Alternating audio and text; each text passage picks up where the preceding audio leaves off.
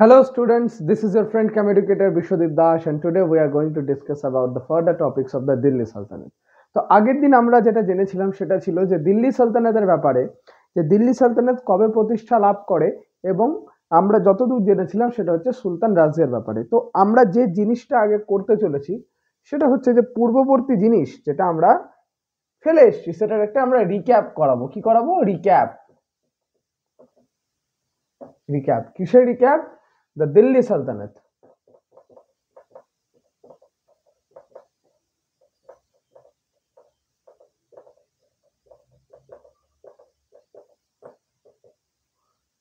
Recap কিসের? The Delhi Sultanate. আচ্ছা, এই দিল্লি সালতানাতের আগের দিন আমরা বলেছিলাম এই দিল্লি সালতানাতের প্রকৃত প্রতিষ্ঠাতা কাকে বলা হয়? ইলতুৎমিশকে। যদিও দিল্লি সালতানাতের প্রকৃত প্রতিষ্ঠাতা ছিলেন হচ্ছে গিয়ে কুতুবউদ্দিন আইবক। আমি আগের দিনই বলেছিলাম যে মোহাম্মদ ঘুরি যখন ভারতে আক্রমণ করেন, কতবার আক্রমণ করেন? 18 বার। মোহাম্মদ ঘুরি ভারতে আক্রমণ করেন 18 বার। এছাড়াও আমি আরেকদিন বলেছিলাম যে মুসলিম অ্যাটাকস যেগুলো ভারতে হয়েছিল 4 পর্যায়ে, অর্থাৎ মোহাম্মদ কাসিম, গাজী সুলতান মাহমুদ, 3 নম্বরে ছিল হচ্ছে আমাদের মোহাম্মদ ঘুরি এবং 4 নম্বরে হচ্ছে মোহাম্মদ বিন বাখতিয়ার বাবর, বা যাকে আমরা শুধু বাবর নামে চিনি। তো আমি যদি এবার এটা করি, তা প্রথমে কি হবে? মোহাম্মদ কাসিম। যদি বলে প্রথম আরব আক্রমণ কিংবা প্রথম মুসলিম আক্রমণ কে করেছিল? মোহাম্মদ কাসিম। ফার্স্ট মুসলিম আক্রমণ মোহাম্মদ কাসিম। এরপরে ভারতে আরো 3টা আক্রমণ হয়, 3 পর্যায়ের আক্রমণ হয় এবং প্রত্যেকটি পর্যায়ে খুব বিধ্বংসী ছিল, আমি আগেই বলেছিলাম। তো এরপরে কে আসে? আমাদের মাহমুদ। কে আসে? মাহমুদ। মাহমুদ কোথাকার শাসক ছিল? গজনি। কোথায় ছিল? গজনি। এই গজনি হচ্ছে আফগানিস্তানের একটা জায়গা। গজনি কোথায় আছে বর্তমানকালে? আফগানিস্তান।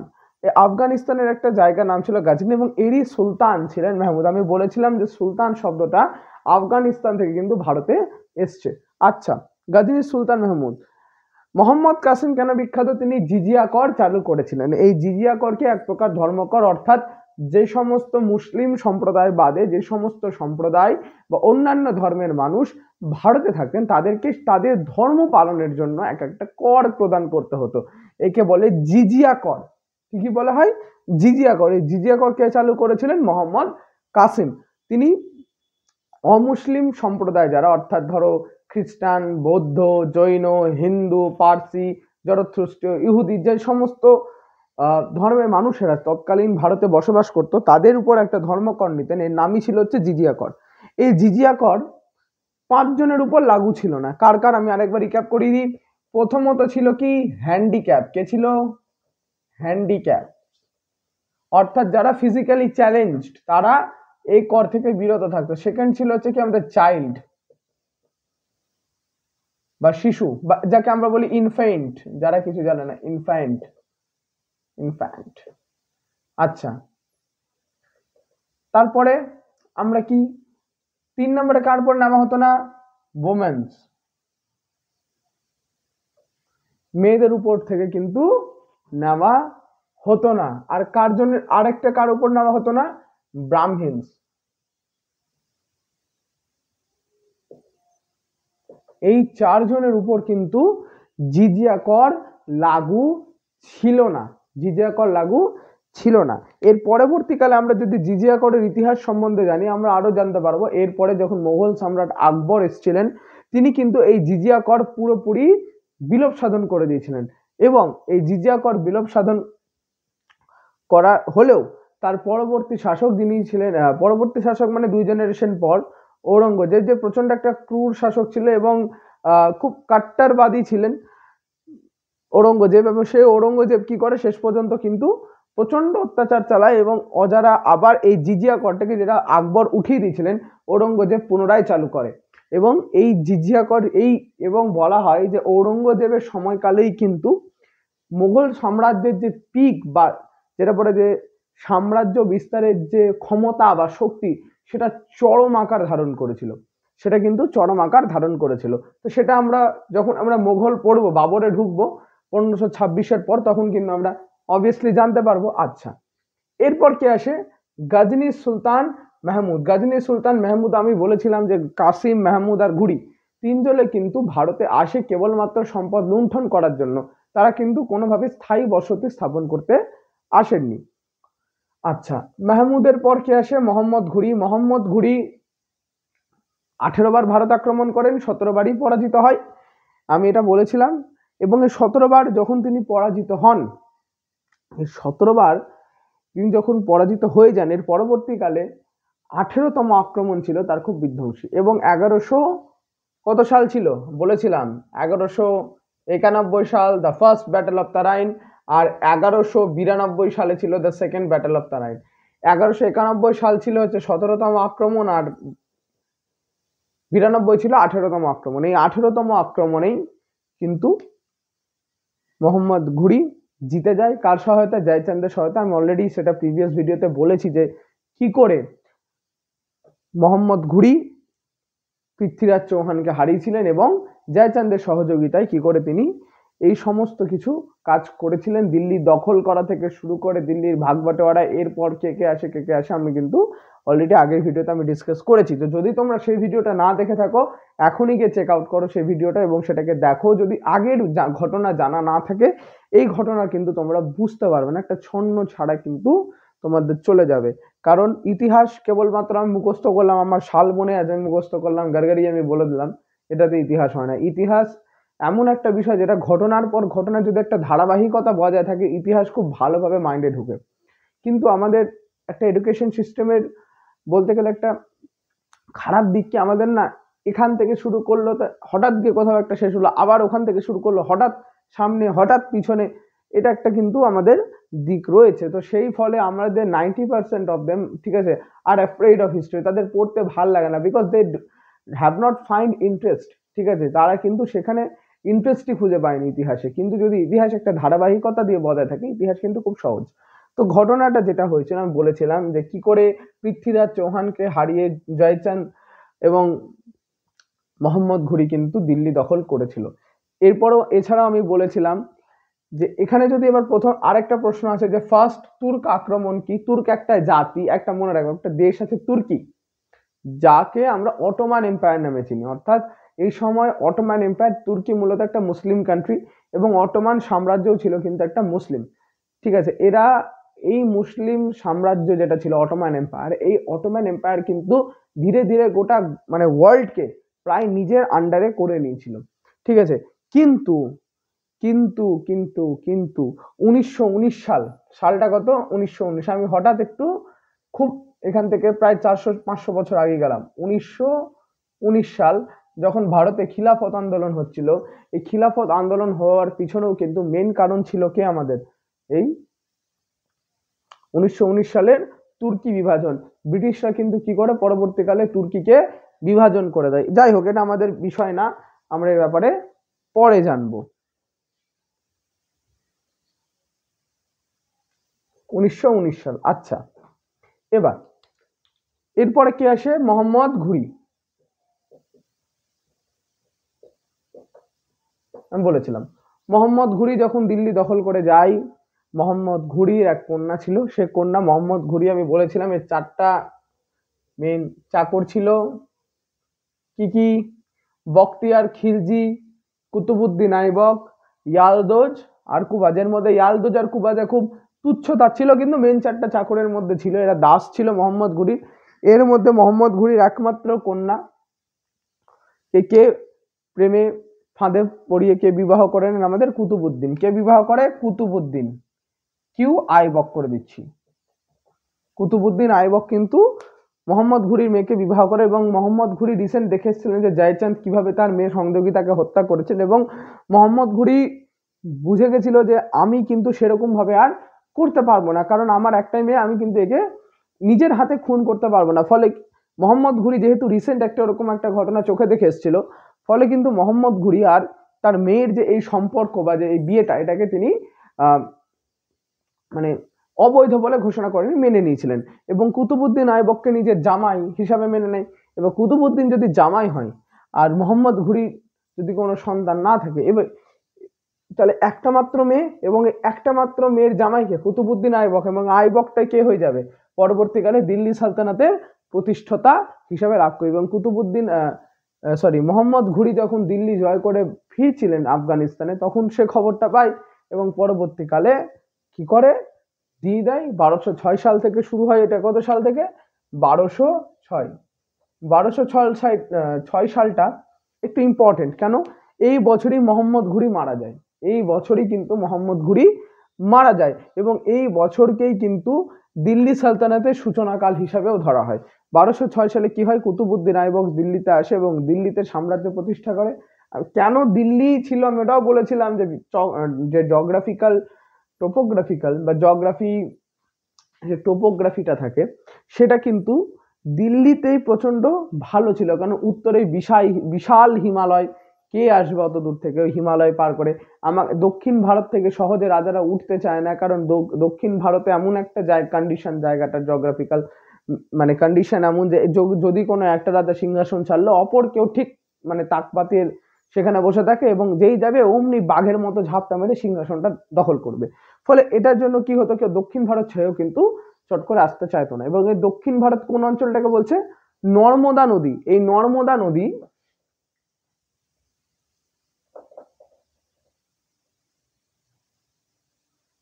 এটা নর্মদা, এই নর্মদা নদীর দক্ষিণ ভাগটা আমাদের দক্ষিণ ভারত নামে পরিচিত। এই নর্মদা নদীর দক্ষিণ দিকটা।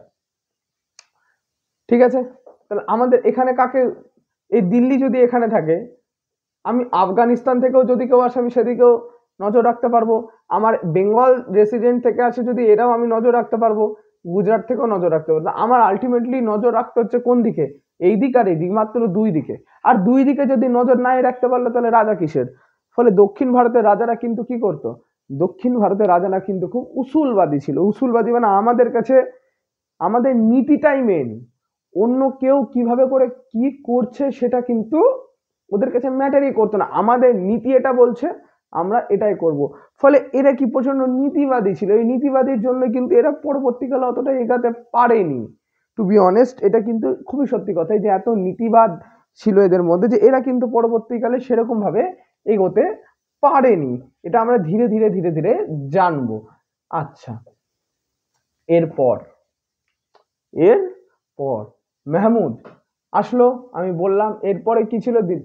1206 সালে দিল্লি সালতানাতের মেন প্রতিষ্ঠাতাকে কুতুবুদ্দিন আইবক। কুতুবুদ্দিন আইবকের পরে এবার কুতুবুদ্দিনের সাথেও সেম ঘটনা ঘটে যেটা মোহাম্মদ ঘুরির সাথে ঘটেছিল।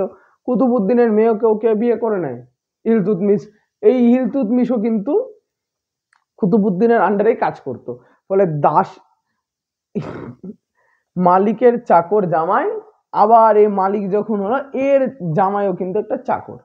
ফলে কি হলো, এটা পরম্পরা হিসাবে হয়ে গেল। ফলে এই বংশটাকে বলা হয় স্লেভ ডাইনাস্টি। কি বলা হয়? স্লেভ ডাইনাস্টি বা দাস বংশ, কিংবা গোলাম বংশ বা গোলাম ডাইনাস্টি, যেটা ইচ্ছা। এবার কুতুবুদ্দিন আইবক, এবার আমি পরপর একটু লিস্ট বানিয়ে দিই কে কে এসেছিল আর কে কে আসেনি। দ্য দিল্লি সালতানাত কত? 1206। কত? 1206। কে আসে? কুতুবুদ্দিন। কুতুবুদ্দিনের পর কে আসে? ইলতুৎমিশ।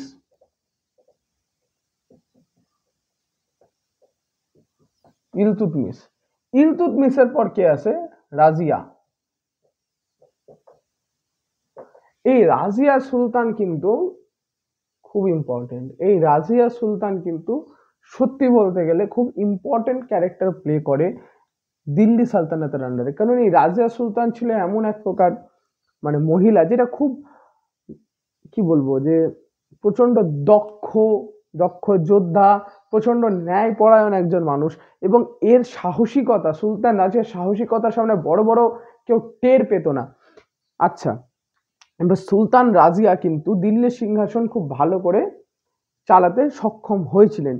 কিন্তু যেহেতু একমাত্র মহিলা, সেটার জন্য কিন্তু ইসলামে তোমরা যদি দেখো, এটা টু বি অনেস্ট, ঠিক আছে, ইসলামের সেই সময় কিংবা এই সময় যখনই বলো, মেয়েদেরকে কিন্তু চিরকাল একটা পর্দার পিছনে রাখা হয়েছে। ফলে রাজিয়া সুলতান কিন্তু সেরকম পর্দা প্রথাটাকে মানতেন না। এবং রাজিয়া সুলতান বলেছেন, মানে প্রকৃষ্ট ভাষায় বলেছিলেন, আমি পর্দা প্রথার বিরোধিতা করি এবং আমি এই পর্দা প্রথাকে মানি না। এই পর্দা প্রথাকে না মানার জন্য সুলতান রাজা কিন্তু কোনোদিনও তার মুখের সামনে কোনো পর্দা বা হিজাব কোনো কিছু পরতেন না। ফলে সুলতান রাজা কিন্তু সম্পূর্ণ একটা ছেলের মানে একটা ছেলের যা একটা রাজার যা ক্যারেক্টারিস্টিক থাকা উচিত তা কিন্তু সুলতান রাজার মধ্যে ছিল। সেজন্য বিভিন্ন ঐতিহাসিকগণ সুলতান রাজের ব্যাপারে কমেন্ট ডাউন করেন যে যদি সুলতান রাজিয়া কোনো ছেলে হতেন তাহলে কিন্তু দিল্লি সালতানাতের সর্বশ্রেষ্ঠ শাসক হিসেবে তিনি পরিস্ফুট হতেন। এছাড়াও বলা হয় যে কেবলমাত্র ভাগ্য চক্রের জোরে কিন্তু সুলতান রাজিয়া মেয়ে হয়ে জন্মে গেছিলেন। এটাও কিন্তু অনেক ঐতিহাসিক বর্ণনা করেন। সুলতান রাজিয়া প্রচন্ড দক্ষ, সাহসী, বীর, ন্যায়পরায়ণ একজন যোদ্ধা ছিলেন। সুলতান রাজিয়ার ব্যাপারে যতটুকু বলা যায় ততটুকুই কম। সুলতান রাজিয়াকে মারার পিছনে মেন হাত ছিল চল্লিশা দলের। ইলতুৎমিশ যখন, এটা আগে একটু বলি চল্লিশা দল ব্যাপারে, বা যাকে দিল্লি সালতানাতে বলা হতো বান্দেগান ই চেহেলগানি, বান্দেগান ই চেহেলগানি। এই ইলতুৎমিশ যখন শাসনভারে আসেন, এই শাসনভারে একে সহায়তা করতো একটা দল, একটা ধরো মন্ত্রীদের দল। এই মন্ত্রীদের দলে 40 জন কিন্তু মেন মন্ত্রী ছিল। এই 40 জন যে মেন মন্ত্রী ছিল, এদের নিয়ে একটা দল হতো, একে বলা হতো চল্লিশা দল। চল্লিশা দল অর্থাৎ চল্লিশা মানে হচ্ছে 40 জন, আর দল 40 জনের একটা দলকে বলা হতো চল্লিশা দল। আমি লিখলাম 40 দল বা চল্লিশা দল। এই চল্লিশা দল কিন্তু ইলতুৎমিশকে সমস্ত কাজে সহায়তা করত। ইলতুৎমিশ প্রচন্ড কুরআন ভালো জানতেন এবং কুরআনের ব্যাখ্যা এবং শরীয়ত অনুযায়ী কিন্তু দিল্লি সালতানাতকে রান করানোর চেষ্টা করেছিলেন। ফলে ইলতুৎমিশকেই কিন্তু দিল্লি সালতানাতের প্রকৃত প্রতিষ্ঠাতা বলা হয়। কারণ দিল্লি সালতানাত যেহেতু একটা মুসলিম ডাইনেস্টি, এর আগে কোনো মুসলিম ডাইনেস্টি ভারতে আসেনি, সব হিন্দুরা ছিল। ফলে যেহেতু মুসলিম ডাইনেস্টি আসার পর ইলতুৎমিশ নিজের মতো করে, নিজের ধর্ম বা সম্প্রদায়ের মতো তিনি জোর জবরদস্তি ভারতে শরিয়তের কানুন লাগু করতে চেয়েছিলেন। সেটার জন্য ইলতুৎমিশকেও কিন্তু দিল্লি সালতানাতের প্রকৃত প্রতিষ্ঠাতা বলে অভিহিত করা হয়। কিন্তু যদি বলে শুধু প্রতিষ্ঠাতা, তাহলে কুতুবউদ্দিন প্রচন্ড, এটা কুতুবউদ্দিনও কিন্তু ভালো কোরআনের জ্ঞান রাখতেন এবং প্রচন্ড দান ধ্যান করতেন, দান দক্ষিণা করতেন। ফলে কুতুবউদ্দিনকে লাখ বাক্স কিন্তু বলা হয়, কুতুবউদ্দিনকে লাখ বাক্স বলা হয়। ইলতুৎমিশ এছাড়াও বিখ্যাত কোনো ইকতা ব্যবস্থার জন্য। ইকতা কি? ইকতা হচ্ছে এমন একটা জিনিস, আমি ধরো কারো কাজে কাজ করি, suppose I am working under a company, ঠিক আছে, আমি কোনো একটা কোম্পানির আন্ডারে কাজ করছি। তো এবার আমার মেন জিনিস, আমি তো মাসের শেষে আমি তো পয়সা চাইবো, বেতন চাইবো, আমার স্যালারি যাকে বলে, আমার স্যালারি। তো আমার মাসের শেষে আমি 30 দিনের পর আমি একটা স্যালারি পাবো। সাপোজ আমি পাবো 80,000 টাকা, সাপোজ, ঠিক আছে, আদৌ বেশি হয় না, পাই না কিছু। সাপোজ আমি পাবো 80,000 টাকা। এবারে 80,000 টাকা যদি আমি পাই এক মাসে, ঠিক আছে, তো আমার কি হবে? আমার এই 80,000 টাকা তো আমার খরচা যাবে বিভিন্ন। তো এবার দেখছে ইলতুৎমিশ যে আমি এদেরকে যদি টাকা দিই, এই টাকাটা দিয়ে আমার কোনো লাভ হচ্ছে না, বরং জমি আমার ফাঁকাই থাকছে, ঠিক আছে, আমার কাছে তো অগাধ জমি এখন। এবং আমি যদি টাকা দিই, আমার টাকা রাজকোষ থেকে যাবে, কারণ রাজকর্মচারীদের বেতন কোথা থেকে দিবে? রাজকোষ থেকে। তো আমার যদি রাজকোষই চলে যায়, তাহলে আমি পরবর্তীকালে আমি তো কাংলা, আমাকে পথে ভিক্ষা যেতে হবে, মা 2টা ভিক্ষা দে মা, আমাকে তাহলে রাস্তায় চাইতে হবে। তবে ইলতুৎমিশ বলে তাহলে কি করে কি করা যায়? তো ইলতুৎমিশ এই চল্লিশা দলের পরামর্শতে একটা নতুন উপায় বের করলো, কি? যে ইকতা ব্যবস্থা। ইকতা ব্যবস্থা কি? বলছে তুমি আমার ধরো আন্ডারে 10 জন কাজ করে। তো 10 জন কাজ করে, যখন আমি 10 জনকে 10টা জায়গা দিয়ে দিলাম, ধরো পশ্চিমবঙ্গর আমি ধরো শাসন করছি, ঠিক আছে, আমি হচ্ছে পশ্চিমবঙ্গের, ধরে নাও আমি হচ্ছে গিয়ে সুলতান। আমি আমার 10 জন মন্ত্রী আছে, আমি 10 জনকে 10টা জায়গা দিয়ে দিলাম। আমি এ কে দিলাম কলকাতা, বি কে দিলাম মালদা, সি কে দিলাম জলপাইগুড়ি, 4 কে দিলাম কোচবিহার। এইভাবে করে আমি বিভিন্ন জায়গায় বিভিন্ন কিন্তু আমার মন্ত্রীগুলোকে আমি পাঠিয়ে দিলাম, যারা আমার হয়ে কাজ করবে, মন্ত্রী না ঠিক, যারা আমার হয়ে কাজ করবে তাদেরকে আমি কি করলাম? পাঠিয়ে দিলাম। বললাম যে যাও, আজকে থেকে তুমি আমি তোমাকে আর পয়সা দিব না, আমি তোমাকে জমি দিলাম। অর্থাৎ ইকতা ব্যবস্থা কি? কাজের বদলে কাজ করাবে, কাজের বদলে পয়সা দিবে না, পয়সার জায়গায় কি দিবে? জমি দিয়ে দিবে। এবং এই জমিতে দেখাশোনার করার দায়িত্ব কার থাকবে? ও ইকতাদার। জমিকে ভালোভাবে দেখাশোনা করার দায়িত্ব কার থাকবে? ইকতাদার। তাহলে এই ইকতাদারের একটা মেন ভূমিকা হবে কি, এই ইকতাদার যখন সেই জায়গায় যাবে সেই জায়গাটার শাসনভারও কিন্তু প্রায় অর্ধেক চলে যাবে কার কাছে, সেই ইকতাদারের কাছে, কারণ রাজার প্রতিনিধি হিসাবে সে এসছে, এবং যদি রাজার প্রতিনিধি হিসাবে সে আসে তার সেখানে গণ্যমান্যতা বেশি হয়, বর্তমানকালে যদি আমরা দেখি সে জায়গায় বিভিন্ন জায়গায় মিউনিসিপ্যালিটির যারা চেয়ারম্যান থাকেন তারাও কিন্তু সেই মানে সরকারের একটা অংশ হিসাবে কাজ করে, ফলে ওনাদের যে পাওয়ারটা থাকে সেটাও কিন্তু অনেক বেশি। এটা ধরে নাও তোমরা যে সেরকম ভাবে কাজ চলছে এখনো। তো ইকতাদার কি, যে আমি তোমাকে এই জায়গাটা দিলাম, তোমাকে আমি আর টাকা দিব না, আমি তোমাকে টাকা দিব না, তুমি এইভাবে করে আমাদেরকে কাজ করবে, ঠিক আছে, তোমার আমি টাকা দিব না।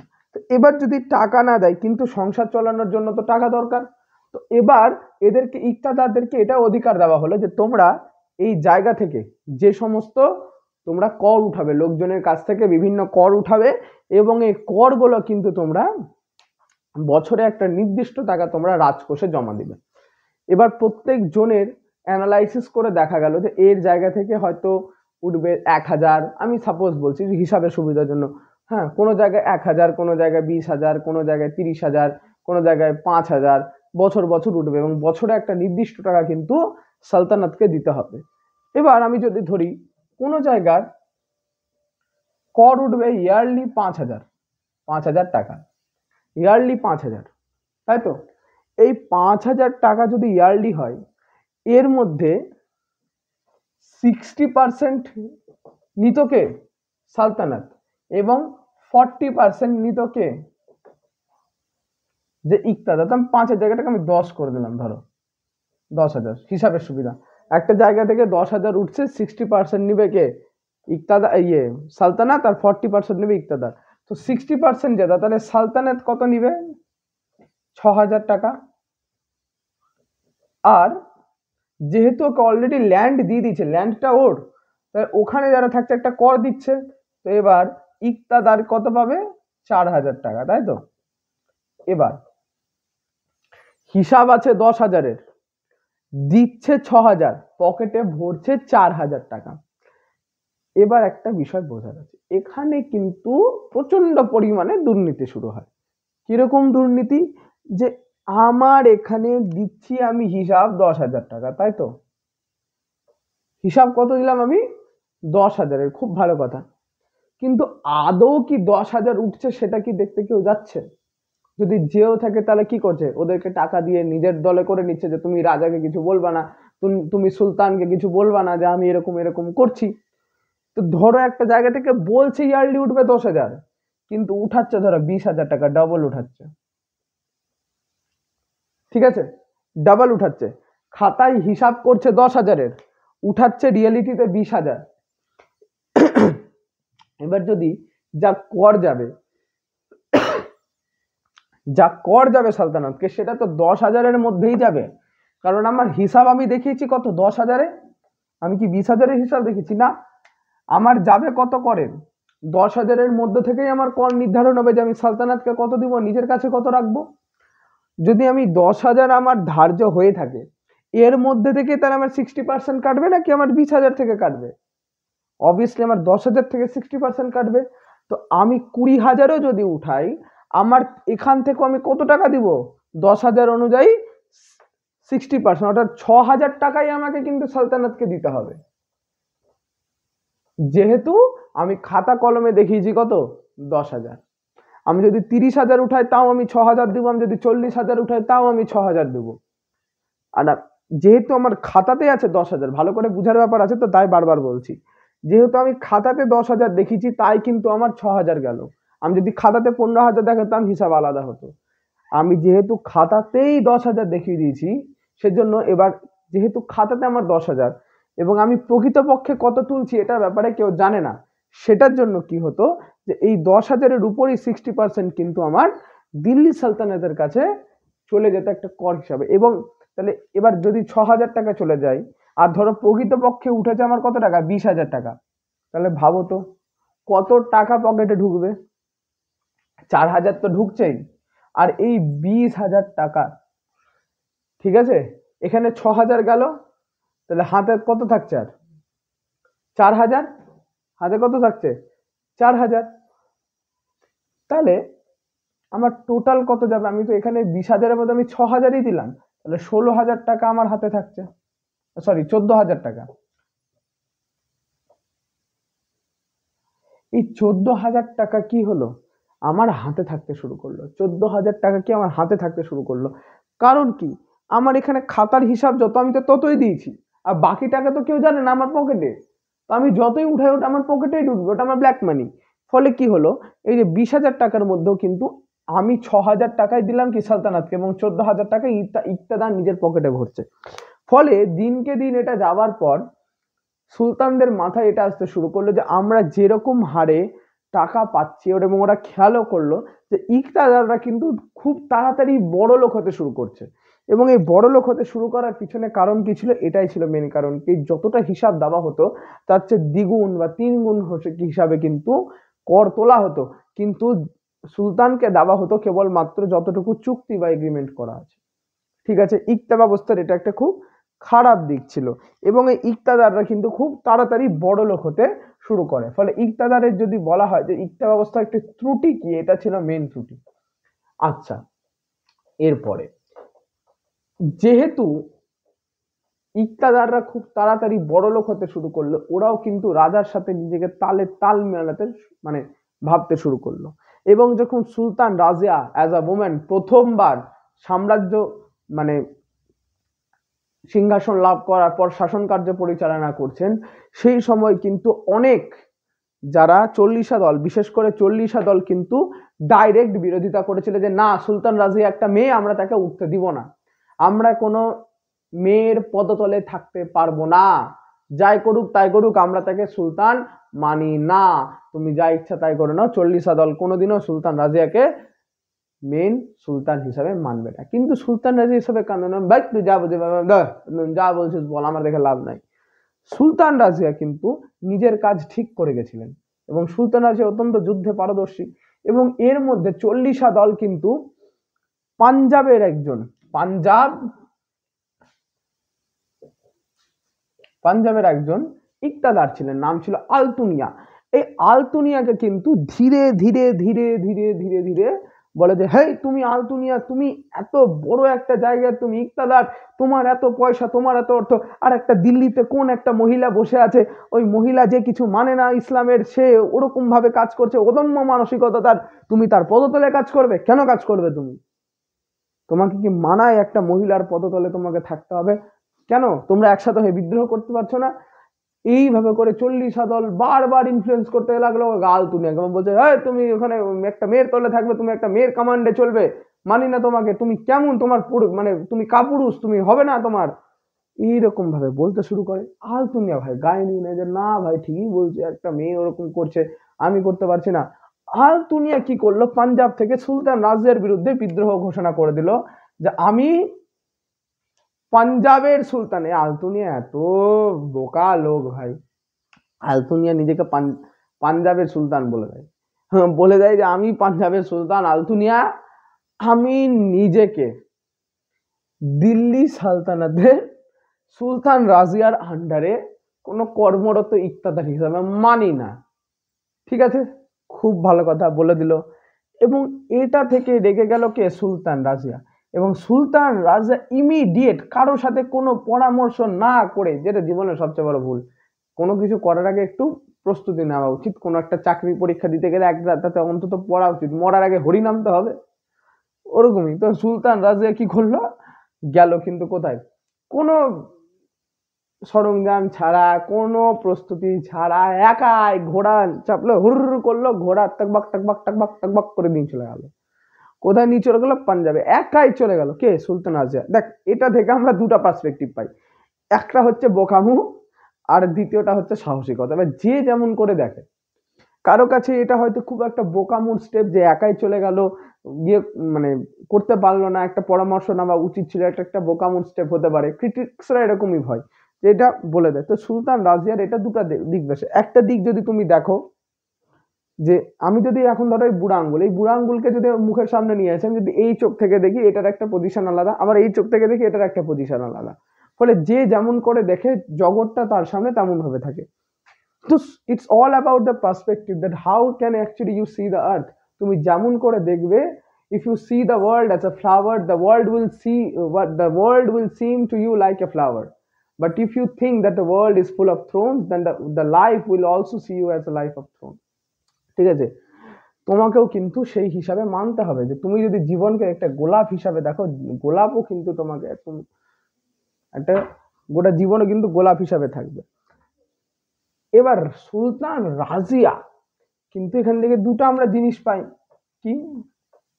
প্রথম হচ্ছে যে একটা বোকামু পেলাম, যে কোনো কিছু প্রস্তুতি না নিয়ে চলে গেল কে, আলতুনিয়ার সাথে যুদ্ধ করতে। আর দ্বিতীয় পাই কি? সাহসিকতা, যে একটা নারী একা এক রাতের মধ্যে একটা চট করে একটা ডিসিশন নিয়ে কোথায় চলে গেল? আলতুনিয়ার বিরুদ্ধে যুদ্ধ করতে। দুটাই আমরা পাই, যে যেমন করে দেখে। তো আমরা সাহসিকতাটাই দেখব। এবং সাহসিকতা নিয়ে কোথায় চলে যায় সুলতান রাজিয়া? আলতুনিয়ার বিরুদ্ধে যুদ্ধ করতে। এবং আলতুনিয়াকে কিন্তু সম্পূর্ণভাবে সহায়তা করেছিল কে? চল্লিশা দল। এবং এই চল্লিশা দলও কিন্তু প্রচন্ড পরিমাণ আলতুনিয়াকে মানে উদ্বুদ্ধ করে দিয়েছিল সুলতান রাজিয়াকে মারার জন্য। এবং আলতুনিয়া সুলতান রাজিয়ার মধ্যে যুদ্ধ শুরু হয়। যতই হোক, একটা ছেলের স্ট্রেংথ আর একটা মেয়ের স্ট্রেংথের মধ্যে অনেক পার্থক্য থাকে। সে যতই কিছু আসুক ভাই, যে আমরা এটা পারি ওটা পারি, একটা ছেলের জোর বায়োলজিক্যালি যদি বলা যায়, একটা ছেলের জোর একটা মেয়ের জোরের মধ্যে অনেক পার্থক্য। আজকে একটা ছেলে যদি কোনো একটা মেয়েকে চড় মারে, কিংবা একটা যদি মেয়ে একটা ছেলেকে চড় মারে, দুটোর মধ্যে অনেক আকাশ পাতার পার্থক্য। দুজনের গালে লাগবেও আলাদা। ঠিক আছে, কারণ কি?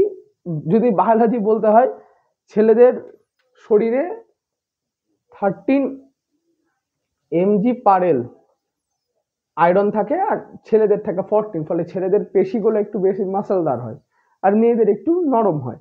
এটা বায়োলজিক্যাল থিং। এবার ব্যাপারটা হচ্ছে, আমি এখানে বায়োলজি তো আর ঢুকছি না, আমি ইতিহাসে ঢুকছি।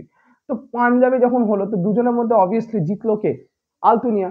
এবং যখন আলতুনিয়া সুলতান রাজিয়াকে মারতে যাবে, সুলতান রাজিয়া এমন কাজ করে বসেছে ধারণার বাইরে।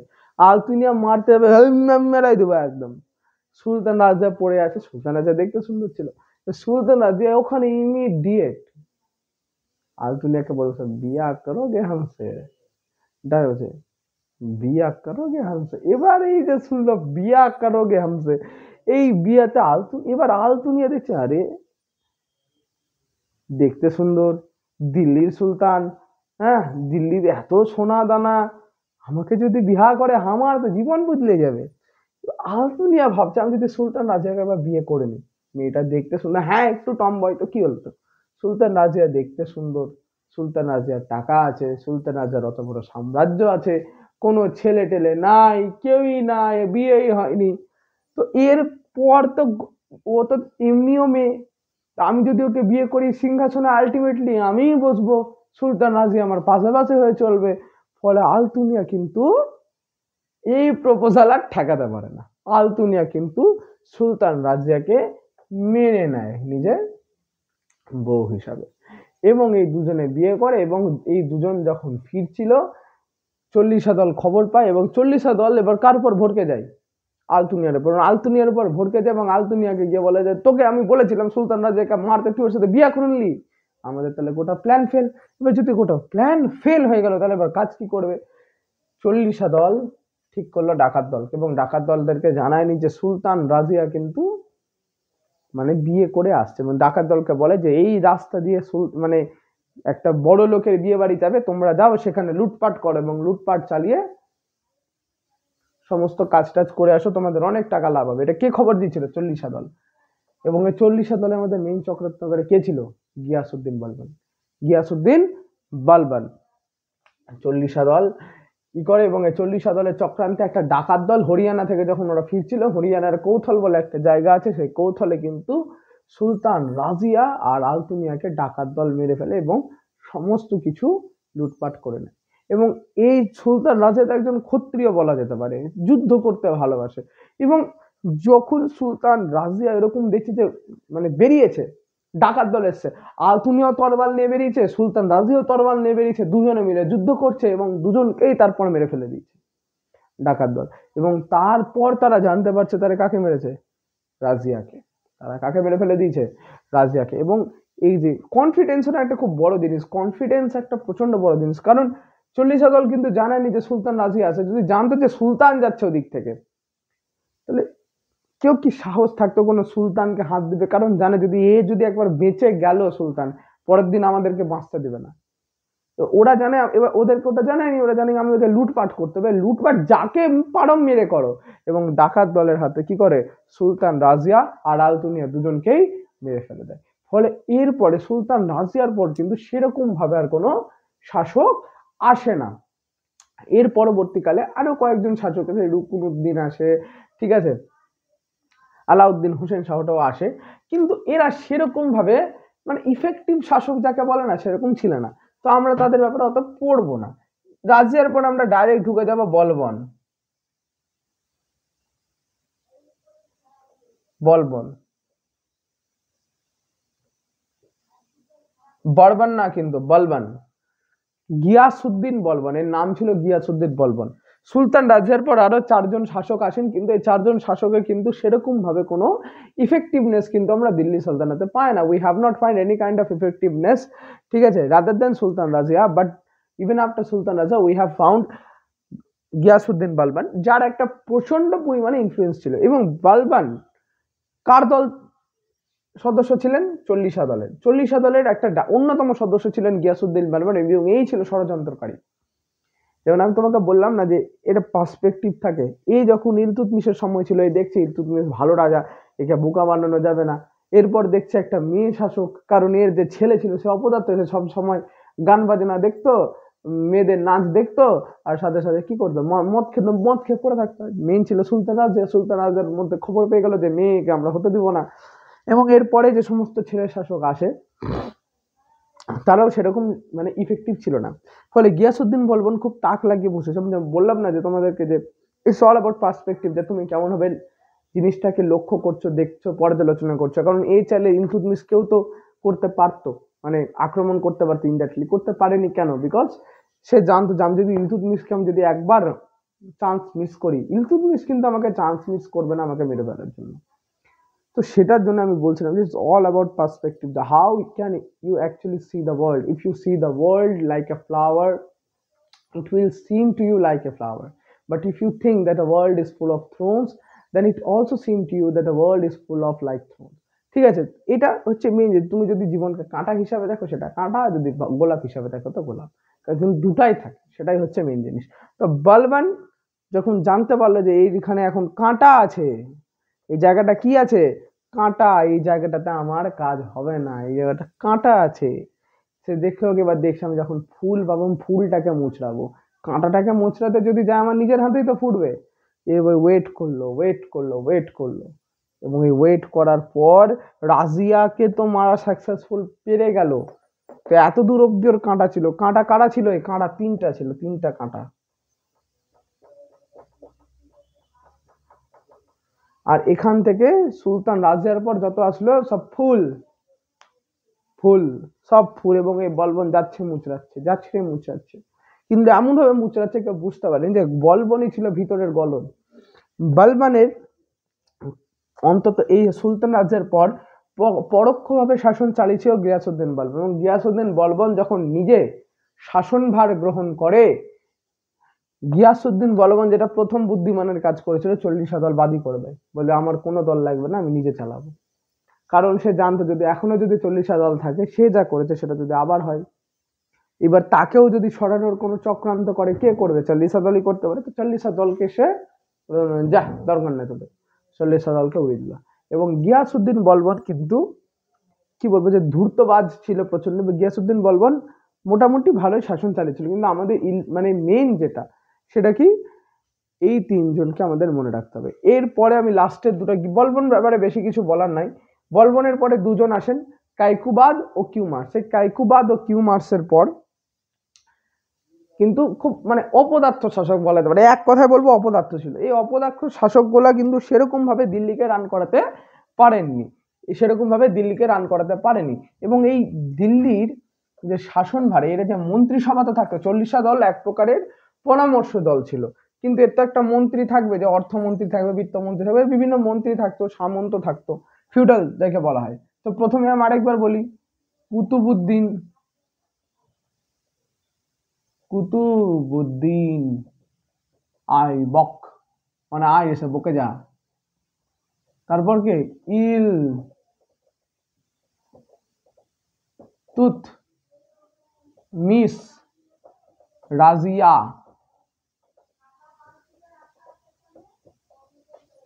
রাজিয়ার পর বলবন। আরো আছে কিন্তু মাঝখানে, হ্যাঁ, বলবন। বলবনের পর কে আছে? কৈকুবাদ। কৈকুবাদ নাম না, অপবাদ হওয়া নাম দরকার ছিল। কিউমার্স। এই কাইকুবাদ আর কিউমার্স কিন্তু খুব অপদার্থ ছিল। বলবনের পর কিন্তু সেরকম ভাবে দিল্লি সালতানাতের বলা যায় যে সূর্য পতন হয়েই গেছিল পুরোপুরি। সূর্য, এই দিল্লি সালতানাতের সূর্যতে গ্রহণ লাগায়, সরি চন্দ্র বলা উচিত, চন্দ্রতে গ্রহণ লাগানোর কাজ করে কে? বলবন। এবং পূর্ণগ্রাস চন্দ্রগ্রহণ করে দেখে এই দুই অপদার্থমান। এই দুই অপদার্থতার জন্য কিন্তু পুরোপুরি দিল্লি সালতানাতের যে গোলাম বংশ বা স্লেভ ডাইনাস্টি সেটা পুরোপুরি নেমে যায়। এবং এই দুজন এত অপদার্থ ছিল মানে কিছু বলার না, মানে শুধু মদ, মানে যা যা নেশা টেশা হয় ধরে নাও ভাই তোমরা যা ইচ্ছা। কাইকুবাদ ও কিউমার্স, এই কাইকুবাদ ও কিউমার্স এতটা অপদার্থ ছিল যে এদের কিছু বলার নাই। এবং এদের দরবারে কিন্তু কাজ করতো একজন খিলজি। এটা বখতিয়ার খিলজি না, এই হচ্ছে জালালউদ্দিন ফিরোজ শাহ খিলজি। এর দরবারেই কাজ করতো জালালউদ্দিন ফিরোজ শাহ খিলজি। জালালউদ্দিন ফিরোজ শাহ খিলজি খুব, মানে কি বলবো, ধূর্ত ভাবে প্রথমে কাইকুবাদকে হত্যা করে এবং তার 6-7 মাসের মাথায় কিউমার্সকেও, যখন এরপরে রাজা হয়, একেও হত্যা করে দেয়। এবং এরপরে এদের আর কোনো, মানে শাসক আর বাঁচে না, কোনো উত্তরাধিকার এরা আর পায় না। এর পরবর্তী জেনারেশন মানে মনে করা হয় যে ছিলই না। ফলে কাইকুবাদ ও কিউমার্সকে কে মারে? দুজনকেই মেরে দেয় কে? যে Jalaluddin Firoz Shah Khilji, JUFSK, Jalaluddin Firoz Shah Khilji. এবং এই জালালউদ্দিন ফিরোজ শাহ খিলজি পরবর্তীকালে এই দুজনকে মেরে একটা নতুন বংশ আনেন, সেটা হচ্ছে খিলজি বংশ। কি বংশ? খিলজি। খিলজি বংশ। ঠিক আছে, তো আমরা এখন খিলজি বংশে ঢুকলাম, কিন্তু তার আগে দেখে নিই দিল্লি সালতানাতে কটা বংশ ছিল। দিল্লি সালতানাতে আমাদের কটা বংশ ছিল এটা আমাদের দেখে নেওয়া উচিত। তো দিল্লি সালতানাতে টোটাল 5টা ডাইনেস্টি। কি কি আমরা আগে বলে নিই, এটা একটা মানে ট্রিক আছে মনে রাখার একটা ট্রিক আছে, একটু হিন্দিতে আছে। গুলাব, খিলে, তো, শ্বাস, লো। এবার দেখো, গুলাব থেকে চলে আসলো গোলাম। কি আসলো? গোলাম। ঠিক আছে। খিলে থেকে মনে রাখো কি? খিলজি। কি? খিলজি। তো দিয়ে তুগলক, শ্বাস দিয়ে কি? সৈয়দ, আর লো দিয়ে লোদি। এই 5টা বংশের নাম: গোলাম, খিলজি, তুগলক, সৈয়দ, লোদি। গোলাম, খিলজি, তুগলক, সৈয়দ, লোদি। গোলাম, খিলজি, তুগলক, সৈয়দ, লোদি। গোলাম, খিলজি, তুগলক, সৈয়দ, লোদি। গোলাম, খিলজি, তুগলক, সৈয়দ আর লোদি। এই 5টা বংশ। টোটাল কত ডাইনাস্টি? 5টা ডাইনাস্টি। 5টা ডাইনাস্টি। এই 5টা ডাইনাস্টির টোটাল সময়কাল দিল্লি সালতানাতের আন্ডারে কত? আমাদের টোটাল হচ্ছে 320 ইয়ার্স। টোটাল কত? 320 বছর। 1206 থেকে শুরু হয়েছিল এবং লোদি বংশের শেষ সম্রাট কে ছিলেন? শেষ সুলতান, সম্রাট বলছি সরি, সুলতান কে ছিলেন? ইব্রাহিম লোদি। এবং ইব্রাহিম লোদির সাথে কিন্তু বাবরের পানিপথের প্রথম যুদ্ধ হয় 1526 সালে। পানিপথের প্রথম যুদ্ধ 1526 মাইনাস 320 করে দাও, দেখো কত হচ্ছে। 6-0-2-1, কত হচ্ছে? 1206 হচ্ছে। 1206 থেকে দিল্লি সালতানাত শুরু হয়, 1526-এ গিয়ে শেষ হয়। ঠিক আছে, তো আমাদের মনে রাখার কি, এটা হচ্ছে পরপর ডাইনাস্টি যেগুলো আসে। এবং এছাড়া আরেকটা প্রশ্ন আসে যে এই ডাইনেস্টিগুলো তো একটা নির্দিষ্ট সময়কাল ছিল যে কোনটা কম করেছে কোনটা বেশি করেছে, এই কোনটা কম বা কোনটা বেশি এটা যদি আমাদেরকে বলে, এটার জন্য একটা ট্রিক আছে। এই ট্রিকটার নাম কি? মার্কারটা, এটা হচ্ছে গিয়ে ডাইনাস্টিস, এটা ডাইনাস্টি। আর এখানে কি time line, time period, time period কার কত দূর ছিল। টাইম পিরিয়ডের সূত্র কি? তুগলক সখী, তুগলক সখী। টু দিয়ে মনে রাখো, এটা প্রত্যেকটার থেকেই হবে। দেখো টু দিয়ে তুগলক, টু দিয়ে তুগলক, গ দিয়ে গোলাম, ল দিয়ে কি লোদি, ক দিয়ে কিছু হবে না, ক দিয়ে বাদ, স দিয়ে সৈয়দ, আর খি দিয়ে খিলজি। তো আমরা কি দেখলাম, টাইম পিরিয়ড যদি পরপর ডাইনাস্টি আছে তাহলে কে কে আছে? গোলাম, খিলজি, তুগলক, সৈয়দ আর লোদি। আর টাইম পিরিয়ড অনুযায়ী কারা আছে? তুগলক, গোলাম, লোদি, সৈয়দ আর খিলজি। এর মধ্যে থেকে সবচেয়ে বেশি সময়কাল ধরে শাসন করে হচ্ছে তুগলক, তারপর আসে গোলাম, তারপর লোদি, তারপর সৈয়দ আর তারপর খিলজি। তো আমরা অলরেডি আমাদের একটা জিনিস শেষ হয়ে গেছে, সেটা হচ্ছে গোলাম। আমরা গোলাম অলরেডি শেষ করে ফেলেছি, আমরা এবার এন্টার করেছি খিলজিতে। তো খিলজির ব্যাপারে একটু বলে দিই। কাইকুবাদ ও কিউমার্সকে যখন হত্যা করে জালালউদ্দিন ফিরোজ শাহ খিলজি, এরপরে তিনি শাসনভার গ্রহণ করেন এবং দিল্লি সালতানাতের নতুন সূর্যোদয় হয়। সেটা কার? খিলজি বংশের। এবং এই খিলজি বংশ কিন্তু প্রচন্ড, কি বলবো, জালালউদ্দিন ফিরোজ শাহ খিলজি সম্বন্ধে একটু বলা উচিত আমার। জালালউদ্দিন ফিরোজ শাহ খিলজি প্রচন্ড উদারনৈতিক শাসন, মানে উদারনৈতিক শাসক ছিলেন। জালালউদ্দিন ফিরোজ শাহ খিলজির নামটা যদিও একটু মানে ওরকম লাগছে জাল্লাদ টাইপের, কিন্তু জাল্লাদ ছিলেন না। জালালউদ্দিন ফিরোজ শাহ খিলজি অত্যন্ত একটা উদার মনস্ক শাসন ছিলেন। তিনি সবাইকে মানে মানিয়ে গুছিয়ে চলতে বেশি ভালোবাসতেন। জালালউদ্দিন ফিরোজ শাহ খিলজির কিন্তু বলা যেতে পারে সেরকম ভাবে কট্টরবাদী কিংবা কোনো বিশেষ ধর্মকে কিন্তু সেরকম ভাবে প্রায়োরিটি দিতেন না। তিনি যদিও ইসলাম ধর্ম থেকে বিলং করেন, তাও কিন্তু অন্যান্য ধর্মের প্রতি তার সহানুভূতিশীলতা ছিল। জালালউদ্দিন ফিরোজ শাহ খিলজির গোটা নাম, খিলজি বংশ যখন আমি বলছি, ফাউন্ডারকে, F for founder Jalaluddin Firoz Shah, SAH Khilji. Jalaluddin Firoz Shah Khilji. Jalaluddin Firoz Shah Khilji শাসনভার গ্রহণ করেছিলেন ঠিকই, কিন্তু তার কিন্তু সেরকম ভাবে খিলজি বংশে কোনো অবদান নেই। কিন্তু জালালউদ্দিন ফিরোজ শাহ খিলজির একটা কন্যা ছিল, ডটার ছিল। নাম কি? মেহেরুন্নিসা। নাম কি? মেহেরুন্নিসা। তোমরা আই থিঙ্ক কোন একটা সিনেমা দেখেছো, পদ্মাবত।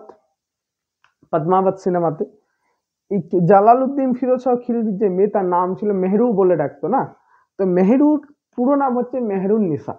এবং এই জালালউদ্দিন ফিরোজ শাহ খিলজির একটা ভাস্তা ছিল, তার নাম হচ্ছে আলাউদ্দিন। আলাউদ্দিন কিন্তু ওর ছেলে না,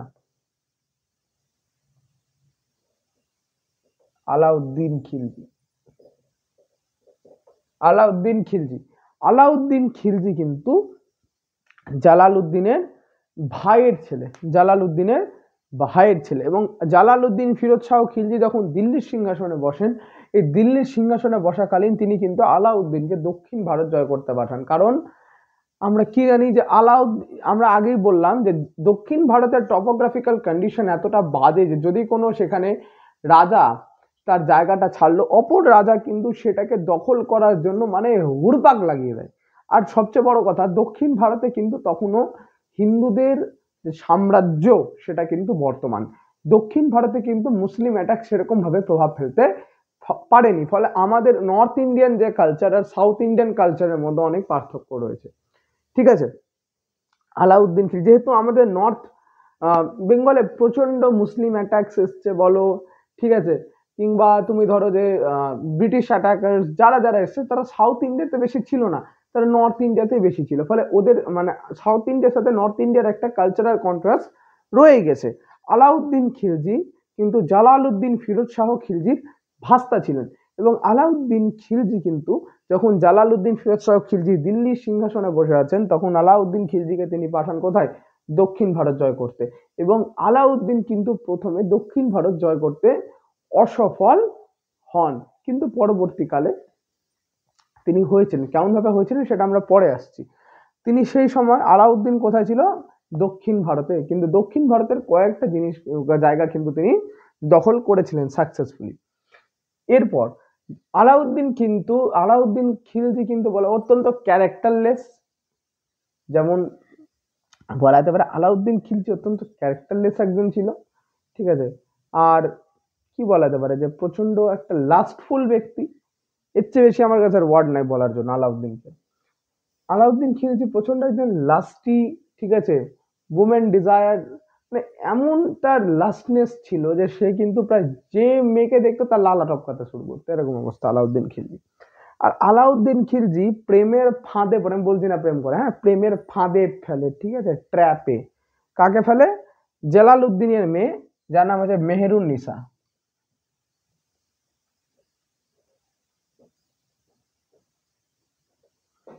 মেহেরুন নিসাকে আলাউদ্দিন খিলজি প্রেম করে বিয়া করে। এবং এই যদি মেহেরুন নিসাকে প্রেম করে বিয়ে করে আলাউদ্দিন, তাহলে যদি জালালউদ্দিন ফিরোজ শাহ খিলজির পরবর্তী শাসক কি হবে? আলাউদ্দিন খিলজি, তাই তো? কিন্তু মেহেরুন নিসার একটা ভাই ছিল, এই মেহেরুন নিসার ভাই কিন্তু জালালউদ্দিনের যখন মারা যাবে এরপর, তাহলে জালালউদ্দিন কাকে জামাই বানাবে? তার বড় ছেলেকে নাকি তার মেয়ের জামাইকে? অবভিয়াসলি বড় ছেলেকে। ফলে আলাউদ্দিন কিন্তু ষড়যন্ত্র করে জালালউদ্দিনের ছেলেকেও মেরে ফেলে। এবং এছাড়াও জালালউদ্দিন কিন্তু প্রথমে কাকা থাকলেও পরবর্তীকালে শ্বশুর মশাই হয়ে যায়, নিজের শ্বশুরই হয়ে যায়। এর পরবর্তীকালে আলাউদ্দিন খিলজি কিন্তু জালালউদ্দিন ফিরোজ শাহ খিলজির মেয়ে মেহেরুন্নিসাকে বিবাহ করে, এবং মনে মনেই ভেবে নেয় যে আমি হব দিল্লির নতুন সম্রাট। এবং দিল্লির নতুন সম্রাট হওয়ার জন্য সে এতটা নিচে নামে যে জালালউদ্দিনকে সে হত্যা করে ফেলে, নিজে জালালউদ্দিনকে সে হত্যা করে ফেলে। এবং এরপর আমরা যেটা জানবো, আজকে এত দূরই থাক, অনেকটা বড় হয়ে গেছে ভিডিওটা, ঠিক আছে। জালালউদ্দিন ফিরোজ শাহ খিলজি আমরা দেখলাম, আলাউদ্দিন খিলজি জালালউদ্দিন ফিরোজ শাহ খিলজিকে হত্যা করে এবং দিল্লির সিংহাসনে বসার জন্য একদম তৎপর হয়ে যায়, ঠিক আছে। কারণ এর একটাই কারণ ছিল, কারণ জালালউদ্দিন কিন্তু এর পরবর্তীকালে কাকে দিত? তার ছেলেকে। আর যেহেতু ছেলেকে দিত, আলাউদ্দিন খিলজি কিন্তু আগে থেকেই, যেহেতু সুলতান হবে, আগে থেকেই সে জালালউদ্দিনের ছেলেকে ষড়যন্ত্রপূর্বক মেরে দেয়, এবং জালালউদ্দিন সেটা বুঝতে পারে না। এর পরবর্তীকালে সে জালালউদ্দিনকেও মেরে দেয় এবং আলাউদ্দিন খিলজি নতুন দিল্লির সম্রাট হয়ে যায়, ঠিক আছে। এত দূরই থাক আজকে ভিডিওটা এমনি অনেক লম্বা হয়ে গেছে, তো এটা তোমরা একবার ভালো করে দেখে নাও। আর যদি তোমাদের ভালো লেগে থাকে একটা সাবস্ক্রাইব করে দিও, বেল আইকনটি টিপে পাশে থাকো, এবং don't forget to subscribe our channel, এবং don't forget to like as well, ঠিক আছে। আমাদের এই ভিডিওগুলো কেবলমাত্র তোমাদের জন্য, যাতে তোমরা যে সমস্ত জিনিস আমি যতটুকু জানি ততটুকু তোমাদেরকে জানিয়ে হেল্প করতে পারি। And thanks for watching.